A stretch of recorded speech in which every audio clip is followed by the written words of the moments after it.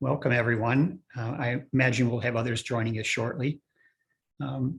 This is our second luxury mastermind for the Naples and Marco Island market centers. And they are not intended to be training sessions per se. It's more of a conversation. Hi, Gina, glad to have you with us. Maybe she can't hear me yet. Hi, Gina, thanks for joining us. For those of you that are here, if you would sort of unmute for just a moment and tell us which market center you're in. I know Kathy's here from Marco Island and Catherine's here from Marco Island. I'm also from Marco Island. Great. Thanks for being here. Michael? Marco Island. Good. Jan? Naples. All right. Kelly? Oops, she's still joining us. Kelly, we're just introducing ourselves. Which market center are you in?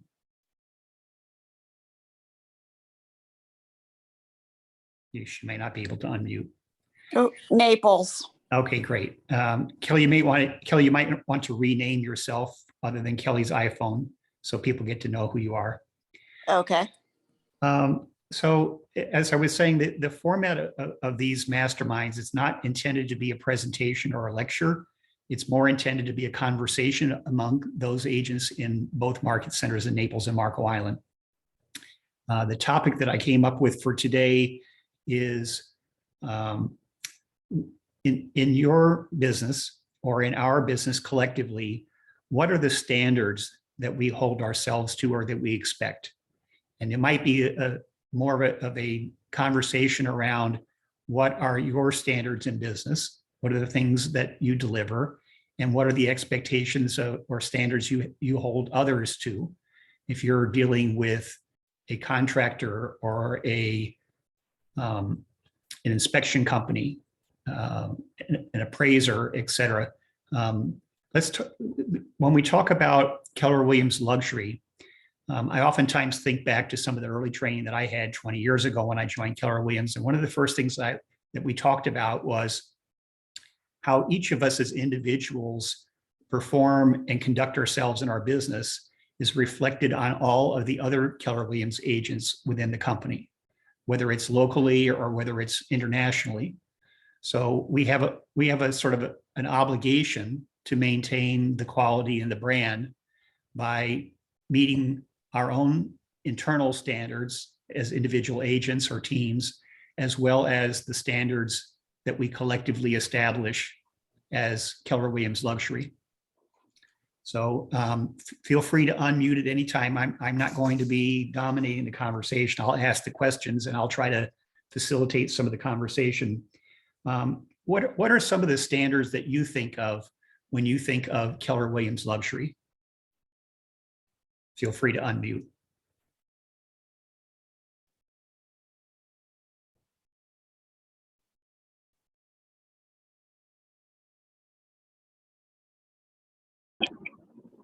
Hi, Kathy in Marco Island, Kathy Ahern. I would definitely say photograph, but professional photographs.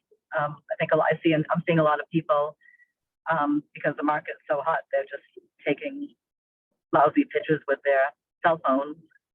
But I think no matter how quickly you think it should sell, you should do professional, just because that's the way our listings should look.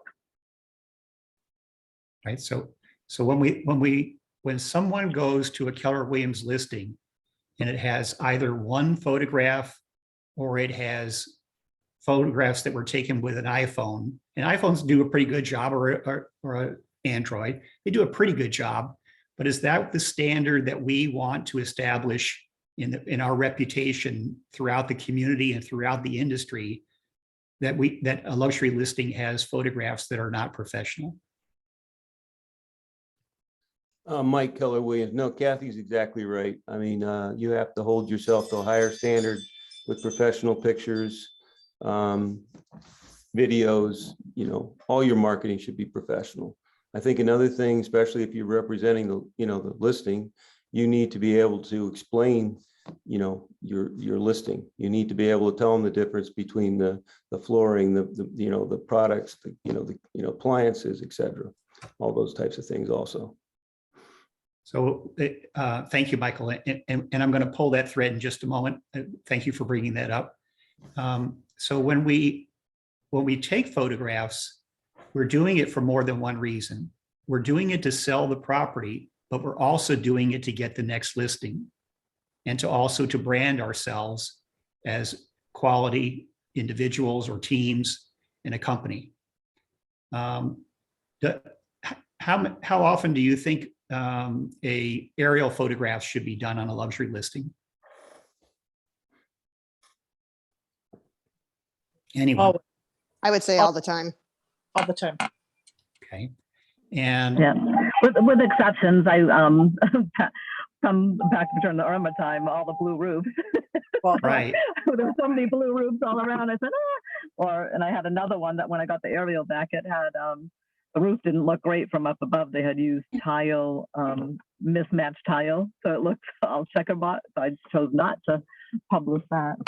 Yeah, I've run into the same thing. So with discretion always as to whether it's going to enhance the listing or detract from it. and a professional photographer can always touch that up color-wise and so forth to make it look not different than what it is, but in better. Right. Than, So that leads, that's another thread, Catherine, is how do you find a professional photographer? Let's say the one that you've used for years is not available or is no longer in the business. Someone else comes along and you say, well, I've been loyal to this other one, but I can't get them in time. How do you find the best photographer? I would call another luxury agent and say, who are you using? I need a photographer right away. And I would do it on a recommended basis. I would never just use someone that was not recommended as a good photographer. So when you look at professional photography, and now I'm going back maybe 40 years ago when I first began to work in the luxury arena, is lighting is one of the most important things. And yes, photoshopping can do a lot, but a dramatic presentation can be greatly affected by the quality of the lighting. Are they bringing in additional lighting beyond what they're using in their camera or in their video? And sometimes shadows and dark areas, they'll take a picture of a room, the living room, and it's back towards the kitchen. And yes, the lights are on in the kitchen, but the lights are so dim in the kitchen that it looks like a gray area back there.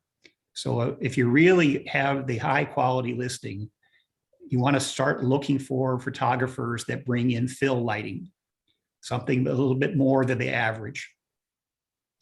What other things, let's pivot for a moment. How about virtual tours and videos? Is that a standard or is that an option? Oh. For me, it's a standard. Okay. In some cases, the videos will make such a powerful impact that it'll sell the property. But just as we said before about photography, is there are instances where there's a lot of clutter, that the room sizes are small, and you may not choose to do that. So I don't want to say it's a standard in my business, but it's certainly something that we want to do whenever possible. Again, it's the library of videos that you have and the usefulness of those in other future needs, assuming that you have permission to use them in future videos, that you may want to cut and dice and splice about them to put them into marketing videos. Okay. And the Matterport, I've been using the Matterport lately on the larger homes. Matterport's good. At first I didn't like Matterport, but now I've gotten used to it and I do. You can see the advantage, especially when it's 2 stories or a big house. People can just scroll through it. Right. What other? Even before we talk about doing photography and so forth, wouldn't, I think it'd be important in many cases for staging of the property as far as staging it to make it better, decluttering and so forth as part of that process. So fortunately, I've done some staging of my own listings in the past, And simple things like removing some of the pieces of furniture in the foreground, putting them to the side can make a photograph look much better. But if you don't have an eye for staging, then you need to find someone who does. Yes. And again, you could either do that internally within the office, or success leads clues, watch other agents from other companies in our local marketplace. If you go to an open house or a broker open and you see information about who's done the staging, collect their business cards, check out their website. It's sort of like, which comes first, the chicken or the egg? Do you wait until you need staging, or do you go out and start doing the research now, so that when you have the listing, you've got the person, you know who they are, you know how they charge for their services. And then, just like anything else, you need a backup person. If that one's not available for a week or two, you need to have somebody right away, because the client expects you now. They don't expect you to not have the backup. Anyone else want to contribute? Do we have a list of vendors? I know the office has preferred vendors, but do we have a list of vendors that specialize in these luxury things? Like, could we compile a list? Hey, this is who I use for photography. This is their capabilities. This is who we use on Marco. This is their capabilities, and kind of just figure out a way to share that information amongst Yeah, I each think we other. could develop a Google form and collect the information on all those different categories, and then have it populate into a Google spreadsheet that cannot be edited by the individuals, because my experience is, when you put something in there and then someone starts copying and pasting and that sort of thing, they inadvertently delete something. So, and then the other side of that is, when there is a problem with a vendor, we need to be able to know about that. I don't want to go out and blackball anybody, but at the same time, if they've dropped the ball and tarnished our reputation, we need to know that, and they need to be removed from the list. I think another thing that we haven't touched on, but since it's under photography, when you're talking about vendor list and these photographers, is somebody is, when it's worth it, which it is in most times in luxury listings, night shots or sundown shots. I Yes. think that's something that Twilight. you couldn't just, yeah.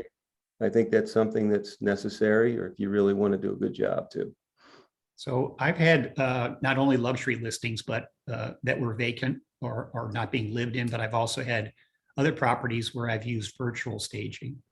And in those cases, the owner and the size of the home at that time didn't warrant the expenditure of time and effort to bring in furniture. I think that's valuable if you can get it done. If you can't, there are companies out there that will do virtual staging, and it's so much more interesting online for a consumer to see a virtually staged room than empty rooms. There again, it's the quality of the staging. I've used Box Brownie, and I can tell you it was like pulling teeth to get it to be done the way I wanted it done, after very explicit instructions. And we had to go through, I would say, 8 or 9 revisions before they got it to what I expected. Once you find a quality virtual stager, they know what your standards are, and they work to meet those standards.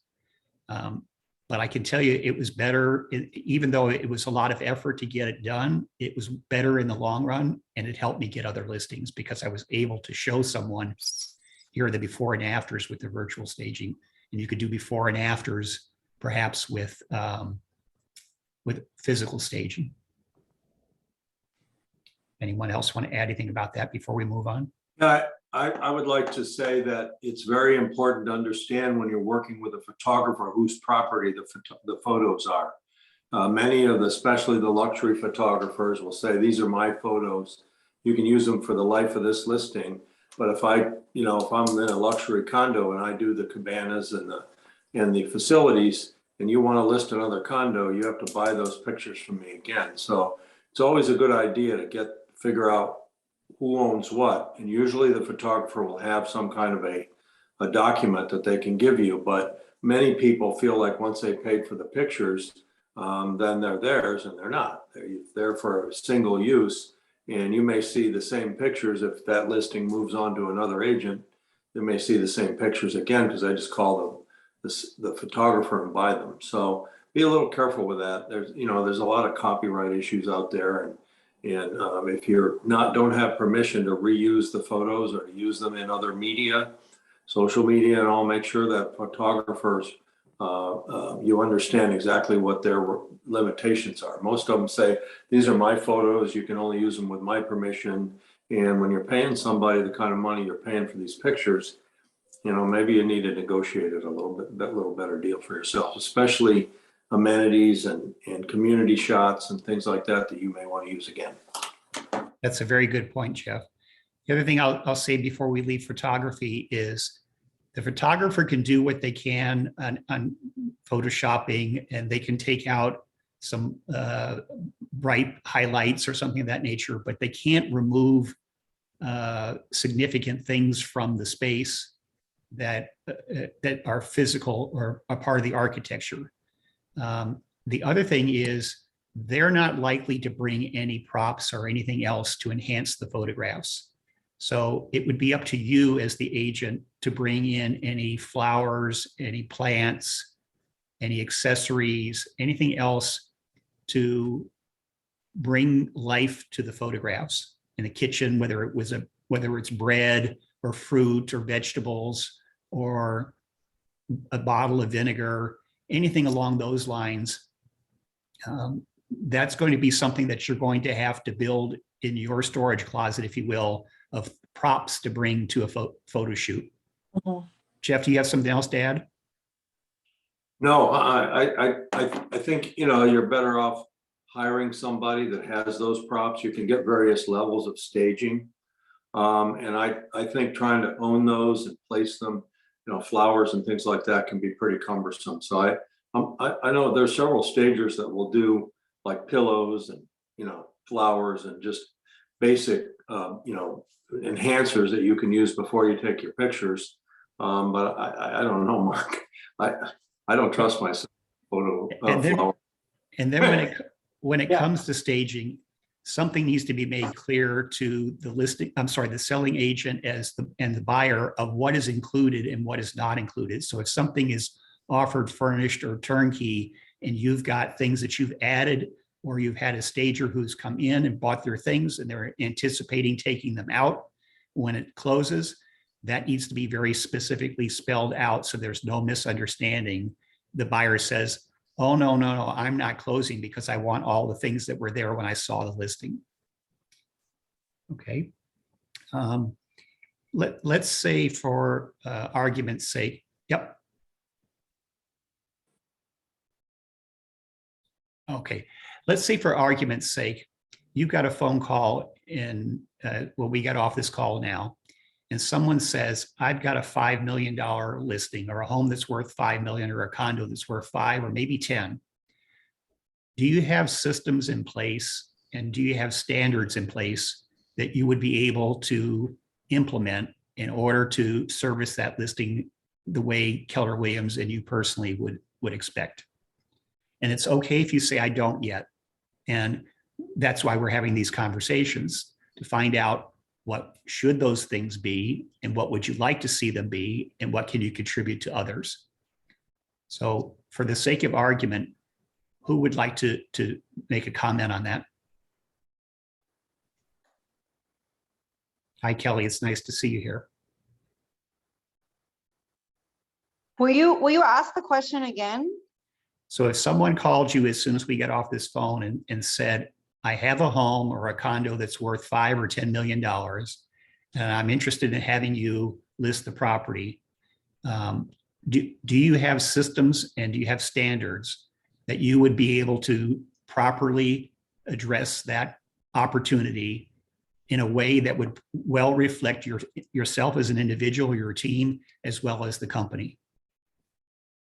And so what would our answer be to the people, or what would we do? I'm asking you to ask yourself, do you have what it takes to properly service that, or do you need something further to help you get to the point of properly servicing it?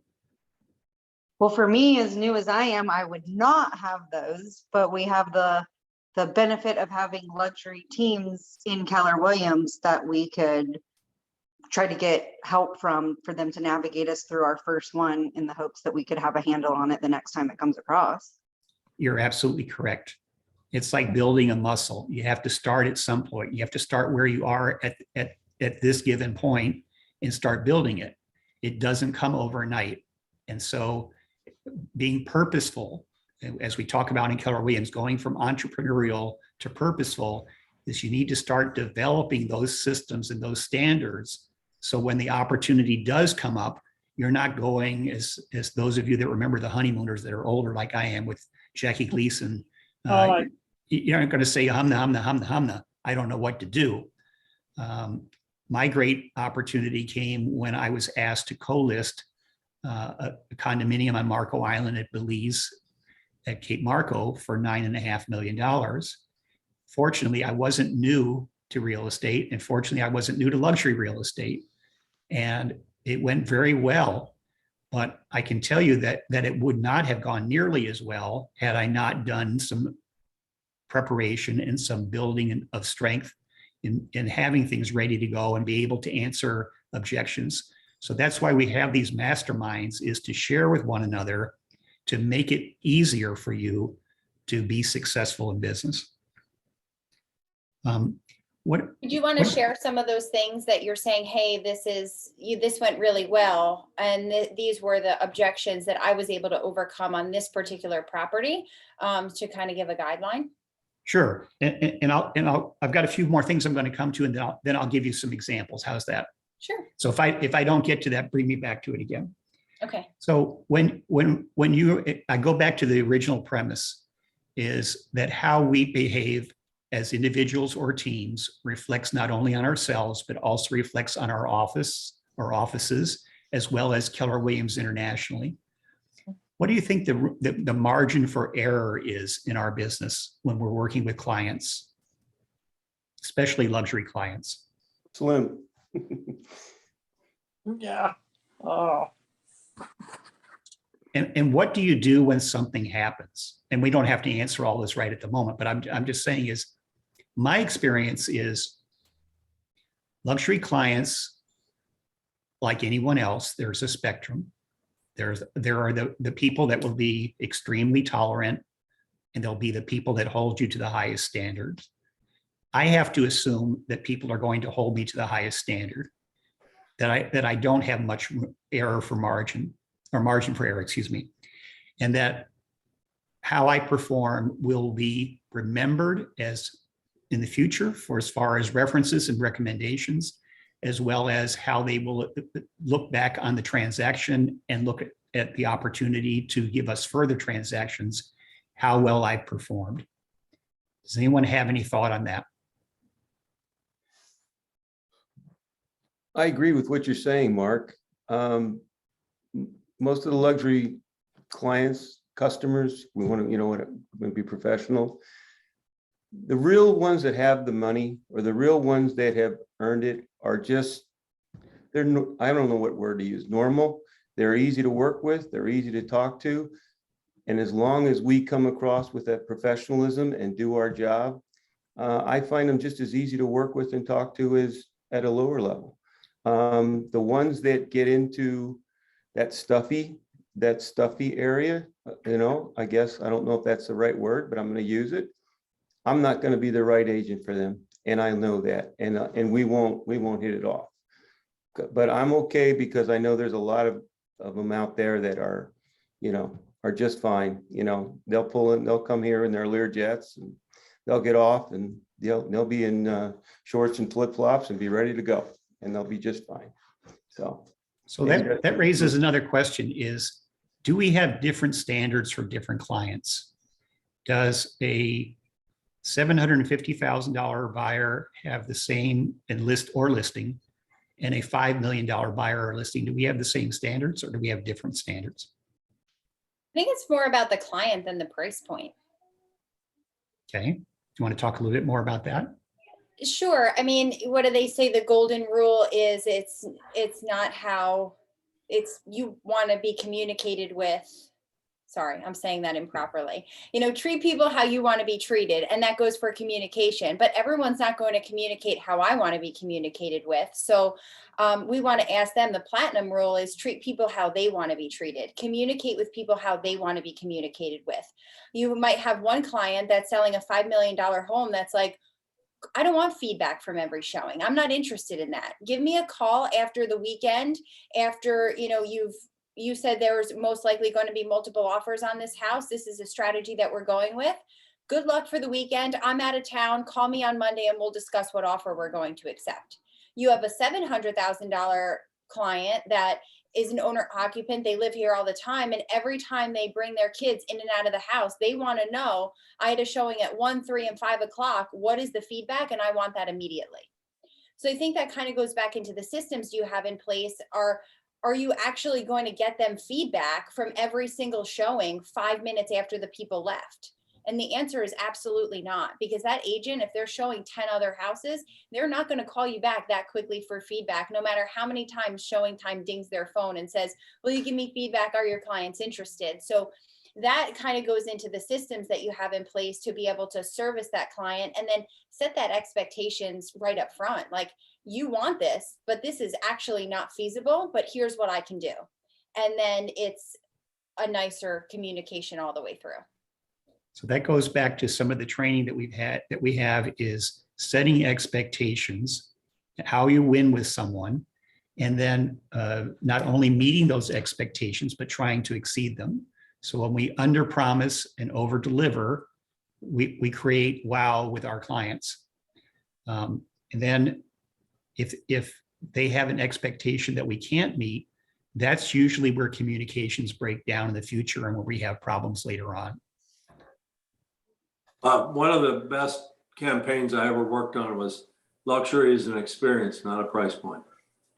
And if you treat everybody in a similar fashion, adapting obviously to the surrounds, but we had a case where we helped a gentleman find a $1,200 a month apartment for one of his colleagues, and we later got a $12 million listing in Port Royal. So you never know. You could help somebody with a $300,000 or $400,000 investment property, and they might call you back and say, well, now I'm looking for a home for myself. So I think the idea of maintaining a luxury experience, no matter who you're working with, is a great concept. Well said. Right. We never know who someone else may influence or connect us with. Sorry. So I mentioned earlier the idea of the margin of error and that no matter what price point, if you want to say that, is we have our clients have an expectation that we will perform as we say and we will keep our word. So when you make an error, how do you recover from that error? Or it might not be your error, it might be someone else's error, but it's an error in the transaction. And how do you recover from it? You bring it to light immediately and open discussions about it on how you can handle it together without trying to hide it or not deal with it immediately. And then you just do it as a team, hoping that everybody comes out happy with the outcome. Yeah, my point of view is when you make an error, you clean it up. You don't wait for someone else to clean up your mistake or your error. And if it's someone else's error, let's say you show up to do an open house and the owner left dishes in the sink and beds unmade, and you got there 5 minutes before people were supposed to walk in the door. That's on me. I should have gotten there a half an hour early, at least, to make sure that the house was ready to be in show condition, or for showings for that matter. It doesn't even have to be an open house. So it's a matter of, again, now I'll go back to time blocking, time management, and setting expectations. If you tell the seller, here's what I need you to do. When you leave all the lights on. Please don't, and it just doesn't have to be a conversation. It can be in a document also. But these are the things that are going to help you sell your home, make the greatest impression, and get you top dollar. Is this something you think you can do?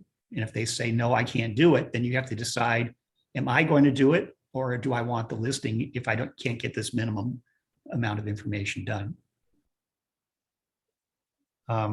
What are your benchmarks? What would someone say about you or your business as far as the quality of the service that you provide or the expectations that you set?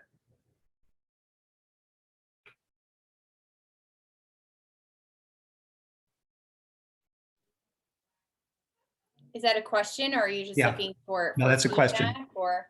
No, So I would say all those, how someone had mentioned, some clients are going to be a little bit more easygoing and the others are going to be a little bit more difficult. They're going to want things a certain way. And I always found that those were the clients that helped me put more systems in check, because the best way you're going to be able to, you can look at systems and read books all day long, but until you're actually in action, it's very difficult to be able to foresee every little piece of the puzzle of what you're going to need, right? So the clients that had these very, very high expectations, it allowed us to take a step back and say, okay, well, one, what would we do differently in the future? And two, what systems can I put in place immediately in order to not have this happen? So you had mentioned the open house and the beds on maid, and I had that happen to me once, and I was in that similar situation where then I'm, thank goodness there was two of us there. One of us was greeting people and the other one is running around cleaning up their house. But I saw that as an opportunity. I should have reminded them in the morning. I had spoken with them the day before. Hey, your open house is tomorrow, 12 to 2, whatever it was. I should have called and said, hi, good morning, Mark. I just want to remind you, we will be there today at 11:30 for your 12 o'clock open house.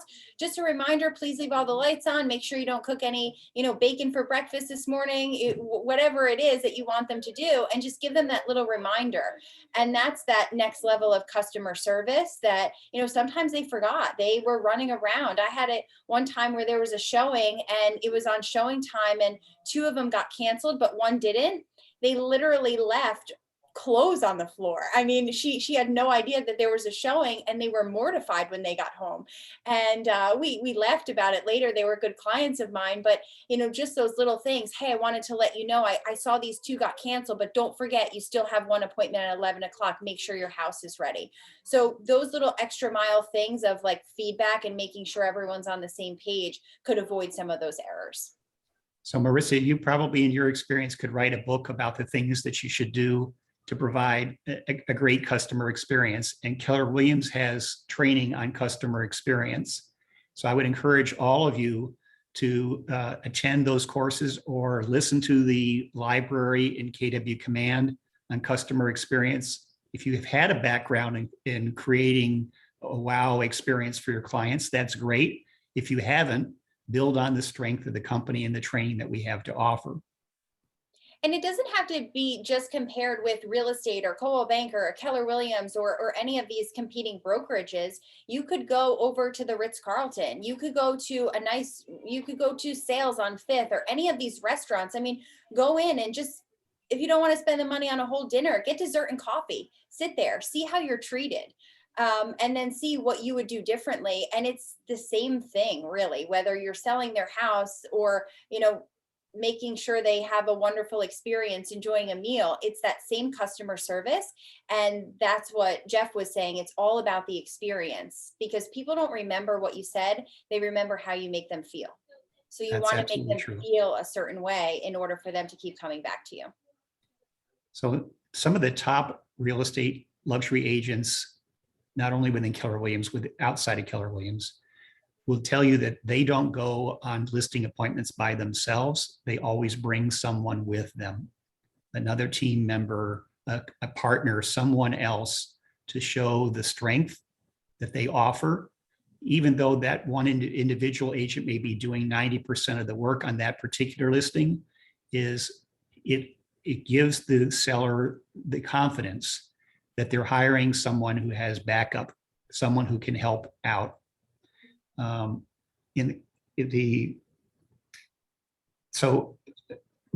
oftentimes say better, especially for those of you that are new in the business, better to have half a loaf than no loaf at all.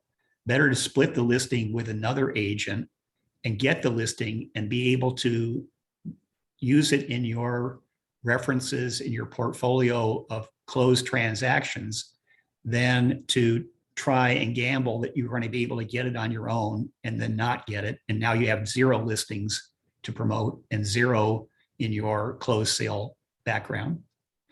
Have any of you co-listed properties with other agents before? So that's something I would encourage you. And again, it's sort of like which comes first, the chicken or the egg. Don't wait until, go ahead, Gina. I do co-list all the time. I have a partner and he co-lists, everything goes underneath my name, but he's the co-lister. So this way, when I'm out of town or traveling, somebody could always be reached. That's good. And then your team could also include a virtual assistant.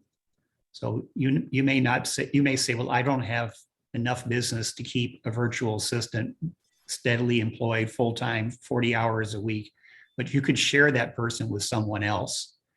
But it gives you the ability to have someone working on some of the back-end things or some of the things when you're not available to do follow-up work. So again, that's something that you want to start looking into rather than waiting till the need arises. And then you say, I don't even know what to do. I don't know where to find one. I don't know how to train one. Find another agent who could split the time with you and help you leverage yourself.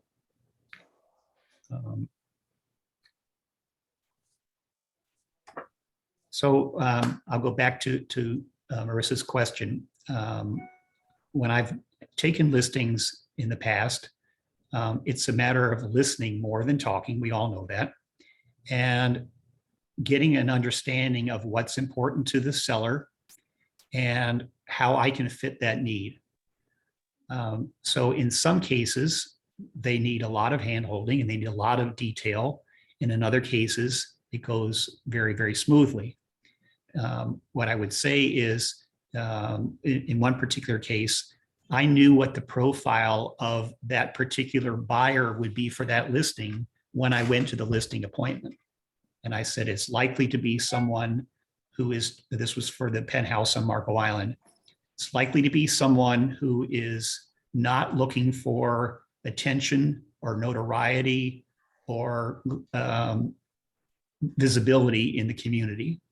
If you're looking for those things, you're probably flying to Palm Beach, probably not flying to Marco Island. If you're flying to Marco Island in your private jet and you're going to be on your private yacht, you're probably, and this particular property had over 10,000 square feet of living space.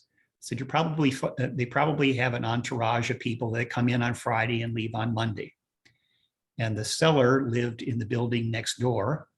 And I said, they're probably from Boston, Washington, Chicago, New York. And as it turned out, he fit that identical profile. He was from Boston.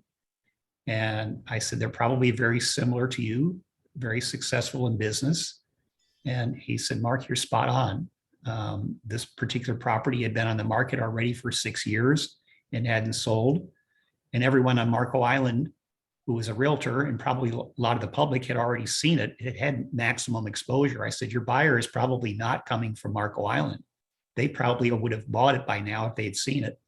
It's probably somebody who's not here. And our job is to find the person who's interested in finding something that needs this amount of square feet and is looking for that security and privacy. And so those are the kinds of things that you can do in preparation for a listing appointment to understand who's coming into our market or who's buying in a given area or neighborhood, who's the most likely buyer profile. That doesn't mean necessarily anything to do with race or protected classes. It has to do with demographics in the sense of people who can afford a $10 million property are probably going to have certain backgrounds. Some of you may be familiar with the Institute for Luxury Home Marketing. That's a private organization. They offer training courses. They offer a lot of resources that you can utilize to prepare yourself for luxury opportunities. And one of the things they offer is this service called Online Wealth Lookup.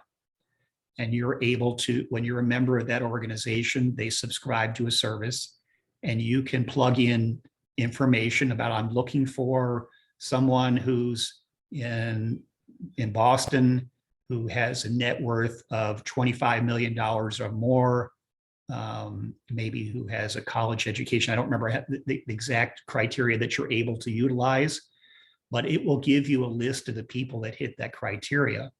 Now, how many other agents do you know that are going to be able to discuss that sort of tool in their listing presentation? You may choose not to mention it. It may be part of the wow factor that you bring up later. I've contacted people in Boston and Chicago and New York and Washington that are in the price bracket that can afford your property. So those are tools that you can develop. What other tools do you think that are out there that could be a distinction that you could offer? I think that's a great opportunity for you understanding your scripts and saying, hey, this is how we're going to market your property differently than it was marketed for all this time. We are going to find the target buyer, and this is how we're going to do it through our resources with Keller Williams, and then be able to rattle off those stats. This is how I'm going to find them, or you can choose, like you said, depending on the person, you can choose to share that or not. But then we also have a network of all these agents. We can track where all the referrals came from to Marco Island. So then I'm going to go backwards and reach out to those agents personally in Boston, New York, and Ohio, because the agents focusing in the luxury market in those areas are the ones that are most likely to have luxury buyers that are coming to our location. So I'm going to personally reach out to them, so then they understand that this property is going to be becoming available, even maybe before it does become available, to explore that VIP experience with that client. So all the tools that we have, whether it's the Institute of Luxury Home Marketing or with Keller Williams, if you just look at all the tools and say, okay, how can I use this tool and script backwards? You'll be able to have all the lingo that you need to be prepared for that listing appointment or buyer consultation. So when you go on an appointment, whether it's a buyer or a seller, what sort of appearance do you create? What sort of image do you present? Are you asking me? I'm asking anyone. Okay. Do you think it's important to be dressed in professional attire? Absolutely. I made my partner change his shirt the other day. Okay. Now let's say, Kathy, you're on Marco Island, and you're home, and you say, I got to run over to Publix and pick up something. How important do you think it is to present yourself as a professional in your off hours? I do. Even when I go out at night around, I always wear a nice dress. So when you wear a nice dress, or I show up, you don't have to be in a jacket and tie, or you don't have to be in attire that you would wear to a dinner party. But when you present yourself in the community as a whole, is when people run into you and they know you're a realtor and they know you're with Keller Williams, how you present yourself reflects on everybody else in the company. It's not only you. So if people have the impression that our competitors are luxury, and that we're not presenting ourselves either through how we present ourselves, how our stationery, how our communications look, all of those things. You know, in the old days when people had MLS flyers, they ran them off on a printer from home, and the ink, yeah, Catherine's doing the mimeograph machine. They printed things and the quality was weak. You know, the toner wasn't up to par and that sort of thing.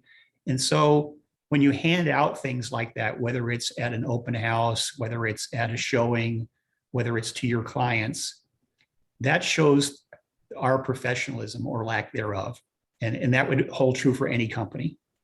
So when you're given the opportunity to present yourself, please do it thinking of not only of yourself, but think of how you're presenting Keller Williams to our community as large. when we talk about standards, how do you learn those standards? And again, I'll use another example. Is there are not only the Institute for Luxury Home Marketing offers training, and Keller Williams offers training on luxury, and there are Zoom calls and recordings that you can go back to in KW Command and look those, or KW Connect, excuse me, and look those up. Is there are also other trainers that are not with Keller Williams, and yet they still provide excellent information. So if we were to limit ourselves to only what we see internally, we wouldn't understand our competition. So what Jack Cotton would be one of the well-known international trainers for luxury real estate. If you haven't heard of Jack Cotton, Google him, look him up. He has an e-newsletter. He's with Sotheby's in Cape Cod, and he owns property in Naples. And just as Marissa mentioned earlier, our consumers are holding us to a benchmark or to a standard beyond real estate. They are looking at us from the lens or from the viewpoint of other luxury experiences they have, such as the Ritz-Carlton, the Four Seasons, car dealerships, yacht dealerships, airlines, travel, jewelry, retail, all of that. And they begin to measure us based upon how they've had experiences with other people in other lines of work and how we perform. You can really develop some raving fans if you exceed their expectations.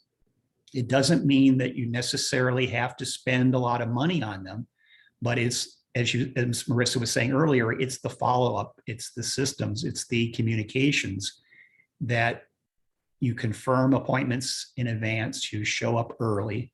I had a client recently, we were out showings and it started to sprinkle. And I had the forethought when I was in the store to buy 2 large umbrellas. And I reached into the back of my car and I said, here's one for you and here's one for you. That little $5 umbrella, it was on sale or something like that. It looked like it was a $25 umbrella, but that $5 umbrella for each of them made a powerful impact. And they remembered that I had gone the extra mile to make sure of their comfort and their protection. Could you do that for any price point? Sure. In the old days, they used to sell them at the dollar store for $1 a piece, but you can find them. Again, it's sort of like those are things that you have in the trunk of your car to be able to hand out to people. The next thing I'm going to suggest is that you begin to study your competition.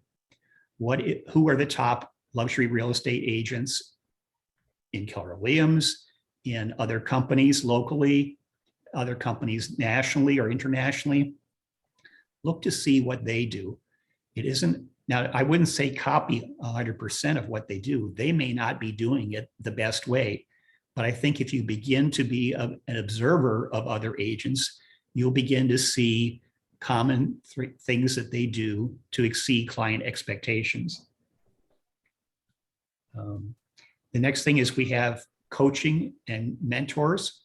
So just like I mentioned, co-listing with someone earlier is finding someone who maybe has experience in an area where you don't have. You know, if I don't have experience on waterfront properties and someone else in the office does, then I'm going to ask them for help in getting a transaction closed or learning more about it. So if you lived on Marco Island, you need information for people who own boats about which are water direct lots, which are water indirect lots, what are the bridge clearances for people who have boats, and where do you find that information and how do you share it with them? So people who have large homes on Marco Island typically are interested in boating, and unless they're a beachfront condominium owner, and they want to know where can I go? How long is it going to take for me? And this applies with any area, whether it's Fort Myers, Cape Coral, wherever it happened to be. How long is it going to take me to get out to the Gulf? Well, if you don't know that information, you better find a resource to be able to get that information. Anyone want to comment before I go on? That's one of my favorite things to do, but yes, I agree with you. So what's the one thing that you're going to implement next? And for each of us, it may be something different.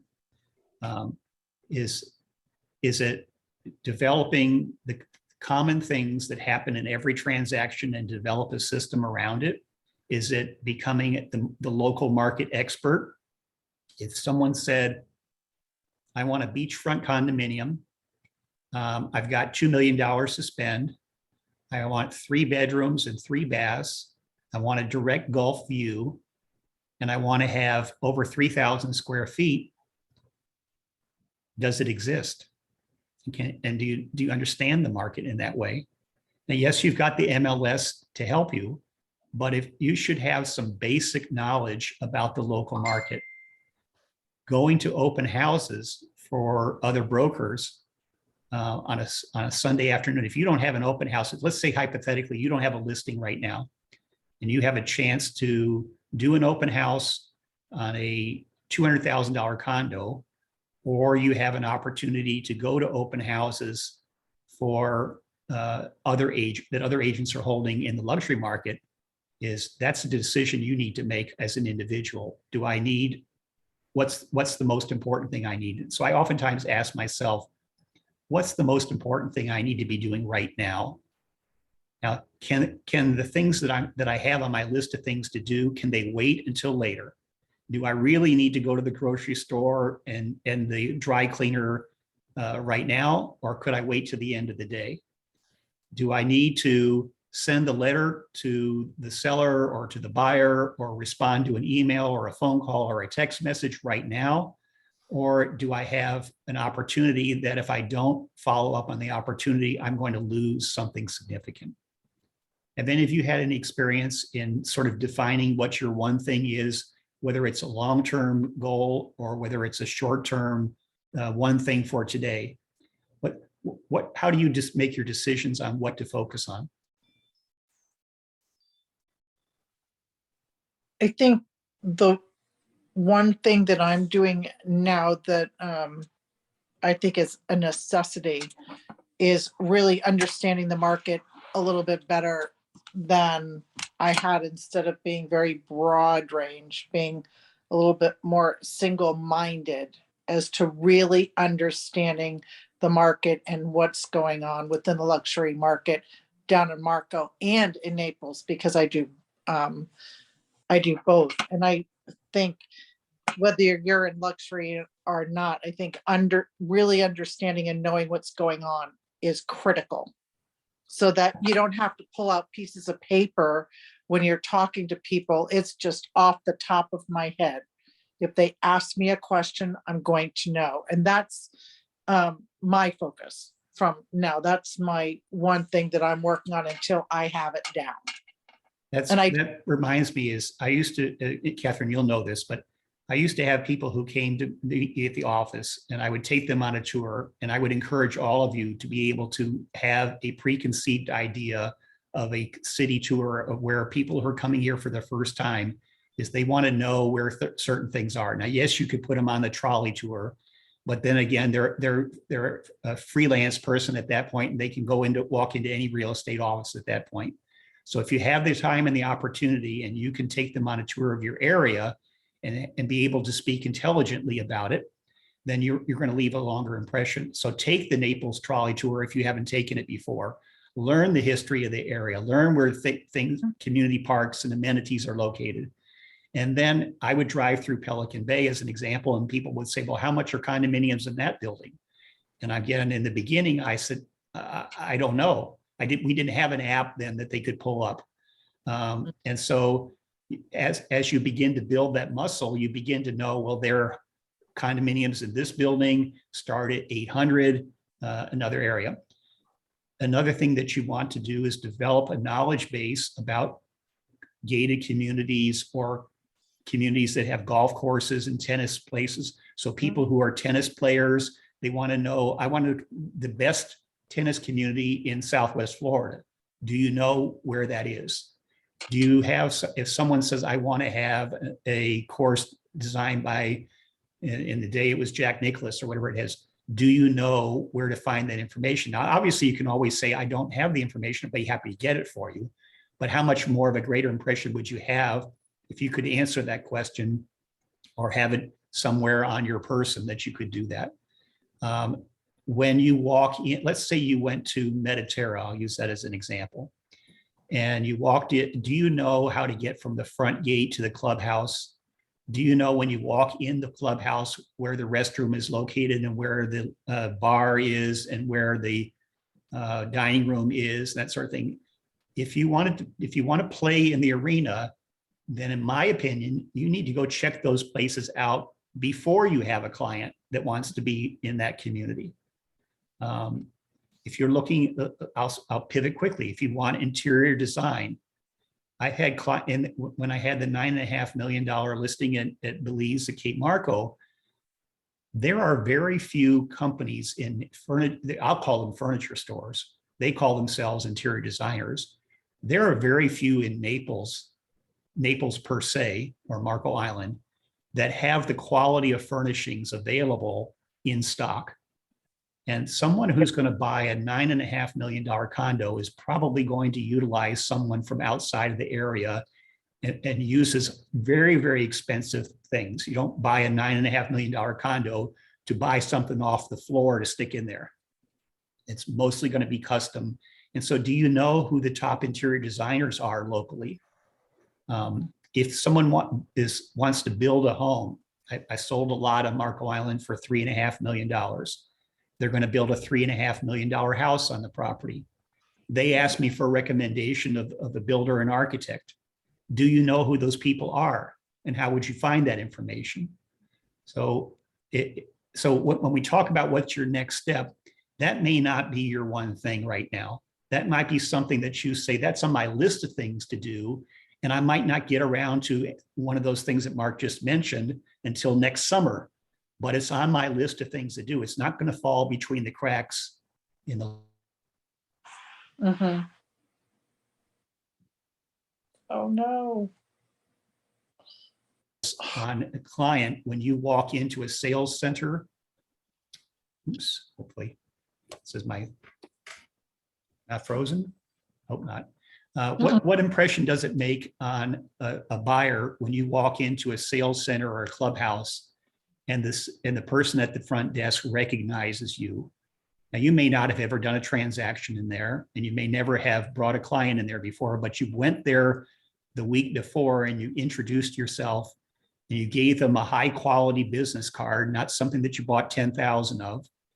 And you said, I'm going to be coming back next week with my client, and I'd like to meet with you and bring them in. And then when you walk in the door with the client, they say, it's nice to see you again. That's the kind of reputation you want to build for yourself. And when I remember when I was at another major national franchise before Keller Williams was in Southwest Florida, there was an agent there, and we probably had 110 agents in the office. And when they would go on a listing appointment and the seller would say, do you know so-and-so? And that agent, I think, purposely said, no, I don't know who they are. Yet we were in the same office. So when you're going on a listing appointment and you haven't met the top other agents in our local market, and they say, who else are you interviewing? And someone mentions your name. Have they met you? Have you gone to their open houses? It's a thing about reciprocity. You want someone to show interest in your listing, and you want them to come and bring buyers to your listing, and you want them to come to an open house that you hold or a broker open house that you hold. Have you done the reciprocity? Have you done the same for them? Have you paid it forward so that when the opportunity comes and you have a showing at one of their listings and you walk in the door, do they say, it's nice to see you again, Mark? Or do they say, it's nice to meet you? Because that your client understands when they say, it's nice to meet you, that you've never met them before. Mhm. You're not a player. Mm. What are the comments? We're at the end of the hour here. What are the comments? Because we're going to continue these masterminds in the future. This isn't the only time we're going to cover this subject, but we wanted to begin a dialogue so that we begin to talk about standards, about raising the bar and the customer experience. Hi, Mark. Thank you so much for the information, everything, advice you provide. Just one thing, can you tell me again about, you said Institute of Luxury Homes? That for Luxurymarketing.com. Luxury, okay. Institute of Luxury Home Marketing, right? Yeah, that's the full name, but the website I think is luxurymarketing.com if I remember. Okay, But just Google Institute for Luxury Home Marketing. okay, all right, thank You you. can take a class. Is it still a 2-day class? You take a 2-day class and you can become a member. And then after you sell a certain amount of luxury, you can become is it certified member? I mean, I should probably know this. That's terrible. It's on my. Yeah, you're a member until you have the number of transactions at a certain threshold of price. In other words, it depends on your local market area. In one part of the country, it might be lower than another part. In San Francisco, it might be considerably higher than it is here. But their membership criteria is on their website, and they're very receptive to talking with people. I would say that would be in my annual goals. That would be one of the next opportunity to take the training. I would encourage you to sign up for it. If you're interested in luxury real estate sales, it's the foundation. And so what I would say is, I personally like to go to in-person training rather than online training. There are too many distractions with online training. I like online training, don't misunderstand me, especially during COVID.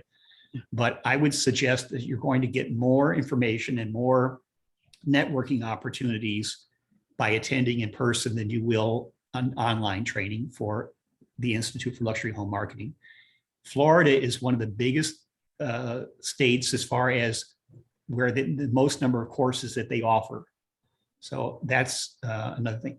The other thing I'll throw in there is international buyers oftentimes come to areas like Marco Island or Naples. And that's the sort of the next level. I would do the luxury training first, and then I'd follow it up maybe the next year in international global marketing and training. So just for time's sake, being that it's already 3 o'clock and we want to make sure we have a huge value add for, to conclude this one and for the next one, like Mark said, what is everyone's one thing? What are you going to focus on? I know for me, bringing up and reminding myself of the statistics in the market, because I ran into a situation a couple of weeks ago where I had quoted prices in a building and I was just totally off because the prices have shot up from 3 months ago when I last looked at it. And I was like, wow, I'm really sorry. And it was very embarrassing for me. And oftentimes these are the things we have to do and fail forward. And that's absolutely on my list, to just have that snapshot of, hey, this is what's going on in the local market. And like Mark was saying, being able to say when I'm driving around with a client, this is the approximate price point in this building, or that area. And that's something with how often things are turning right now. And due to the limited inventory, it's something that we kind of have to do on a daily and weekly basis. So does anyone else have a one thing that they want to share? And with that, is there anything else we can do for the next time to bring additional value, whether it's resources of communities, golf communities, interior designers that we're using to share? Is there anything else that we can do as a community to help each other? Yes, If you don't think of it right now, it's okay. Please share it now. But if you don't have it, reach out to us and let us know between now and the next one. We're on the 1st and 4th Friday of each month at 2:00 p.m. Mark, we should have the luxury graphic done this month. I sent a mock-up over to Heather, and she's got her graphic artist working on, making it a little bit more of a luxury piece. But we should have the market stats of all sales over $1 million in our market. We should be able to publish a graphic next month that you can share with your customers. Look forward to receiving that. And just before if we can get a list of what were the vendors that you were talking about, Yes. if the office can create a form that we can send out, Mark and Marissa, if you want to tell me what's the best way to go about doing that, we can definitely get that done for you. And just a side note, I want to say thank you guys, and also happy anniversary to Mark. He's been with Keller Williams for 20 years. So Yeah, that was last August. Congrats, Mark, happy anniversary. That was in Wow. August. oh, August, I'm sorry. Kathy's on here from Marco Island, and she's one of the designees from our Marco Island Market Center as the luxury committee. So in those of you that are in Marco Island, please also, you can reach out to any of us, but I wanted to make sure that we got that across today. And now it makes my stomach hurt. You have your own water. Well, thank you for your time. I've enjoyed being with you. Look forward to seeing you. It's actually I believe it's a week from today is our next mastermind. And the reason, but by the way, the reason we chose the 1st and the 4th is Keller Williams often has national, international, and regional training events in the middle of the month. First week of the month, they have transmittal, and there are fewer conflicting things. So we're less likely to get bumped. And we felt also that if you missed one, if we only did it once a month and you missed one, then it would be 2 months in between from the last time you were on to the next one. So this way, even if you can't make it because you're on an appointment or you're with a client, you should be able to at least make one a month. Mark, we needed clarity at the ALC meeting the other day with we're doing the 1st and 4th Friday of each month. Is one for qualifying agents and one is open to the entire office, or are they both open to everyone at this point? So we're going to need to clarify what the interest is. My thought is that we may allow everyone to participate, to listen, but the one like today would normally be for the qualified agents, or the earned in agents, as we call it, for them to share ideas and for the rest to listen. And then the first one in the month would be more of a training or more basic information, because for those of you that have a lot of experience in real estate, coming to a session where we always cover the basics and never get to a high level is frustrating.